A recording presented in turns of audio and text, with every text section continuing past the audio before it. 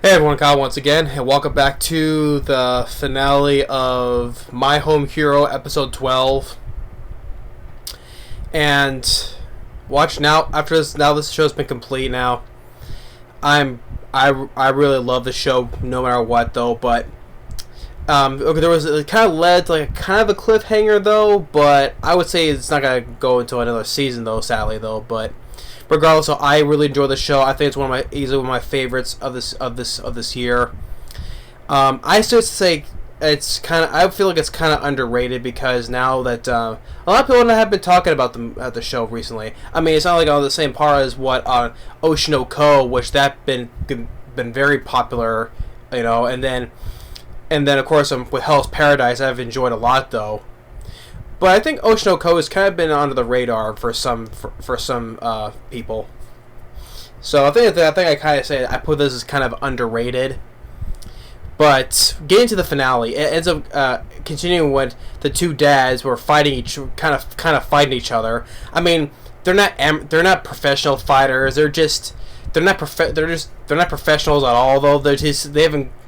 These two don't fight much, So, and then with Midori, the father of Nobuto, continuing to strangle Totsu, right?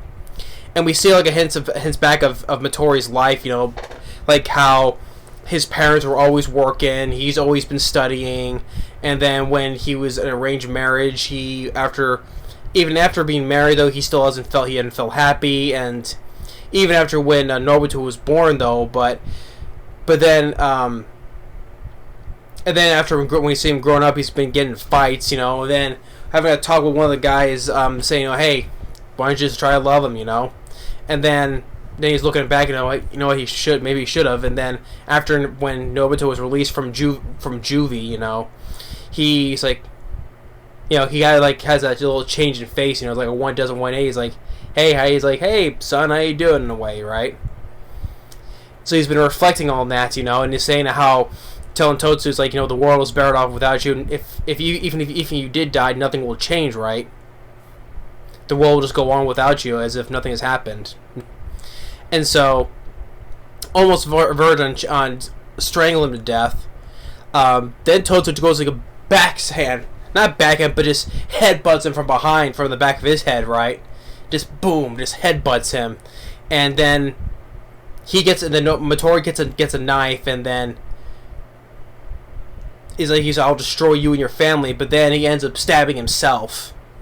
And then the cops come, and the police are like, hey, we're not here to arrest you, we're just answering a noise complaint.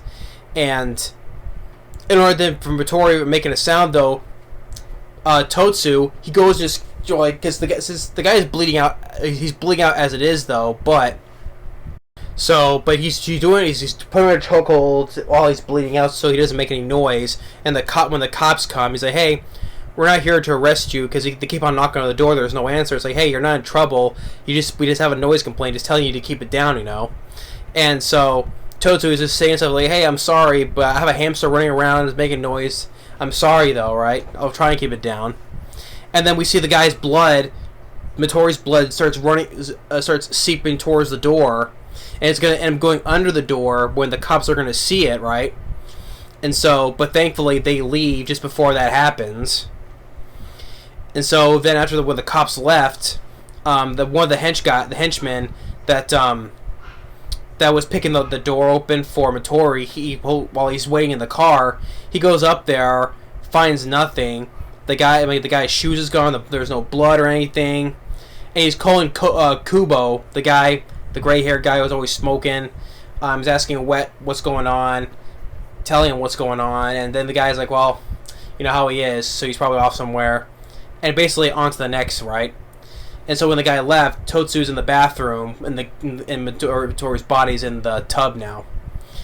And so it's basically the second guy that our boy has killed, right? And like I said, the guy is not a John Wick type of guy. He's just an ordinary guy, no military background. He just did what he had to do. That's why these two dads, these two fathers, they're not professional fighters or killers, They're just... It was an awkward fight, though, because they don't know how to fight. So then he's getting texts from his wife saying, hey, where are you coming home? where you at? And so when it starts pouring down rain now, that he's driving a truck, fall off, into some woods, and then to bury the body. And then that's where we get this is where we get the shot where we get I don't know if it's the first volume of the manga though, but it is one of the covers of the manga where we get the front shot where he's looking up, where he doesn't have his coat on, his tie is off to the side, and he's looking up like this in the rain. So like there's your shot for the manga cover there, and he's asking, will I ever be forgiven, right? So when he finally comes home, his wife's out there standing in the rain, and then she goes and slaps him, thinking like, I thought you died. I thought you were gone, right? And then so they both hug, and then seeing his daughter again, and he's like, well, I'm sorry, I had some business to attend to, so. But and then afterwards, it's like their lives has gone back to normal. Like her daughter is back in college, hanging with friends, right? And there was even a point where I had to mention where there was a point where at the start of the episode we see like Rika drowning, right? Because like Totsu, which reflects because Totsu's saying to Rika, no, it was what Rika was telling her mom, saying, hey, remember when Dad saved me from drowning back when I was in elementary school? Yeah, she shows back when she was little, she was drowning at the beach, and her dad just went in and saved her, saying that he is her hero, right? Hence, my home hero. So you got to mention that though, and it shows how like I said, the parent will do anything to protect and save his child, right? That's what he's done though. He did all this to protect his daughter. And even though she was getting suspicious though, but she basically didn't know pretty much anything, right? Without her knowing, but she was getting suspicious. And so our guy Kiyoshi, he gets away, though he was last seen, he was still bleeding though, but he gets away. and so now the lives are getting back to normal. Like Totsu's back at doing his work, and his daughter still is back in college, hanging with friends, and we see like her doing one of those bars where you do pull-ups, right? And just seeing how their lives have how normal their lives have got back to be, and then back at home where it shows there's a big typhoon that's coming, huge storm, and we get this little cliffhanger thing because since it's raining so hard, it's causing like mud slopes and stuff, right? And it shows back where where Totsu buried Matori, right? It shows like it's starting to crumble a bit, and maybe the body will start to be uncovered though. So it's like it teaches a little bit of that though. But then Totsu's like he's just slightly worried though, but he's saying what, I should be fine, right? It's like in his mind's like, what are the odds? I should be fine. And then that's that, So yeah, so My Home Hero, the episode 12 series finale. Yeah, the little hints though that the body may be uncovered due to the typhoon though. Little cliffhanger there, but is it for a second season? Probably not though, sadly. But then regardless of that, I really enjoy the show. I really love My Home Hero. I think it was to me, some parts it was giving me, literally having me on the edge of my seat on certain aspects. I was like, oh my god, what's gonna happen next? It's often the case because mostly I've been recently it's been reviewing fantasy or isekai or romance, a lot of romance comedies, right? But it was nice to change of pace where I got to see like basically a thriller suspense, a crime thriller suspense, right? And it was a nice change of pace for once, going away from all those type of genres I've been reviewing, right? And I think, like I said, it's kind of underrated because like a lot of people haven't been paying attention to this series. I mean, like I said, Oshinoko, which I love. Don't get me wrong, I love Oshinoko. Even though I think Oshinoko, the way it's going, I think is better than My Home Hero, though. But I think it's a popular one, a hyped one that lived up to its expectations, especially since starting off with that hour movie length, 4 hour, you could say, 4 episode parter of the first episode. You could still say of Oshinoko.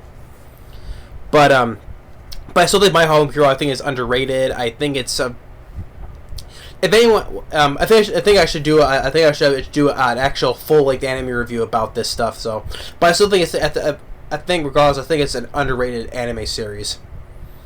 But I enjoy it because I enjoy the characters, especially Totsu, and from everything from his wife Kaisen, just helping him out, going great lengths to protect their darlings, and planting the evidence to try to frame Kiyoshi. Poor guy, but he got away though. Safe to say. And just the poor father Motori, found what happened to his son and found his son is dead, and then he ends up getting killed himself by the same guy who killed his son. But yeah, it was a really great series. I give this 2 thumbs up. I really enjoyed it. But yeah, that's My Home Hero. Really enjoyed the series. Another series of reviews that's now come to an end. But I still got Ocean Oko and I still got Hell's Paradise. Well, one more episode of Hell's Paradise to get through, and then 2 more episodes of I think 2 more episodes of Ocean Oko though. But yeah, but then after that, we'll see what takes me from there, though. But I'm still enjoying the still review for Anime Month. Still going doing that. But anyway, thanks for watching. Stay tuned. I hope you enjoyed my review series of My Home Hero. I advise you to check it out if you haven't seen it. But thanks for watching. Stay tuned for more, and we'll see you next time. Later.